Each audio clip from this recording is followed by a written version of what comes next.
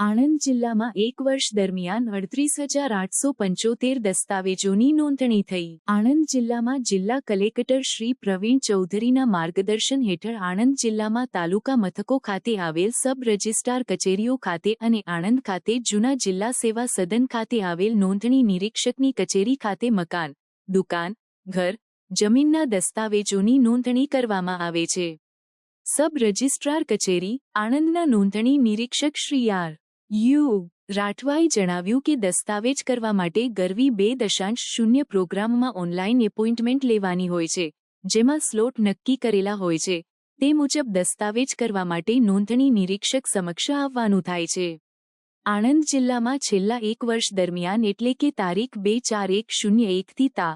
31 December 2024 દરમિયાન આંકલાવ તાલુકામાં આવેલ સબ રજિસ્ટ્રાર કચેરી ખાતે 1752, ઉમરેઠ સબ રજિસ્ટ્રાર કચેરીમાં 2662, ખંભાતમાં 3345, બોરસદમાં 4121, પેટલાદમાં 3981, તારાપુરમાં 2023, સોજિત્રામાં 1236 અને આણંદ સબ રજિસ્ટ્રાર કચેરી ખાતે 19,755 મળીને કુલ 38,875 દસ્તાવેજોની નોંધણી કરવામાં આવી છે.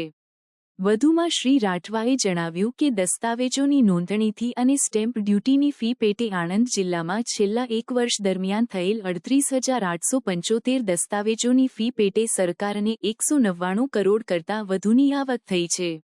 જેમાં આંકલાવમાં 14.5 કરોડ, ઉમરેઠમાં 7.97 કરોડ, ખંભાતમાં 12.46 કરોડ, બોરસદમાં 14.22 કરોડ, પેટલાદમાં 8.5 કરોડ, તારાપુરમાં 0.9 કરોડ, સોજિત્રામાં 3.49 કરોડ અને આણંદમાં 128 કરોડ ઉપરાંતની રકમ મળીને કુલ 199 કરોડ ઉપરાંતની આવક એટલે કે નોંધણી ફીથી અને સ્ટેમ્પ ડ્યુટી ફીની થયેલ છે.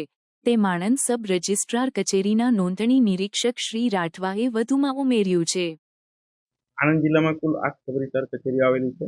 એમાં વર્ષ 2024માં લગભગ 38,800ની ઉપર દસ્તાવેજ નોંધાયેલા છે જિલ્લાના તમામ કચેરીઓ સહિત, અને કુલ આવક પણ રજિસ્ટ્રેશન ફી અને સ્ટેમ્પ ડ્યુટીની આવક 199 કરોડ ઉપરાંતની આવક થયેલી છે. કયા કયા પ્રકારના દસ્તાવેજો નોંધાયેલા? દસ્તાવેજો વેચાણ, ભાડાપટ્ટા, લીઝ, મોર્ગેજ, અન્ય તમામ પ્રકારના દસ્તાવેજની નોંધણી પ્રક્રિયા કરવામાં આવે છે. અરજદારો ઓનલાઈન કેવી રીતે દસ્તાવેજ નોંધાવે? અરજદારો જાતે ટોકન્સ ઓનલાઈન મેળવે છે. સમય પોતાની અનુકૂળતા મુજબ સમય લઈને ટોકન લઈને આવે છે અને એ પ્રમાણે દસ્તાવેજની નોંધણી પ્રક્રિયા કરવામાં આવે છે. ઓનલાઈન પ્રક્રિયાને લઈને અરજદારોને એના પોતાનો સમય પોતે જે સમય એમને મળતો એ પ્રમાણે ટોકન લે છે, એટલે અરજદારોને પોતાના સમય મુજબ દસ્તાવેજ નોંધવાની પ્રક્રિયા ખૂબ સારી છે અને સરળ છે. પ્રાર્થના સંદેશ ન્યૂઝની તમામ લેટેસ્ટ અપડેટ્સ માટે ચેનલને હમણાં જ લાઇક, શેર અને સબસ્ક્રાઇબ કરો.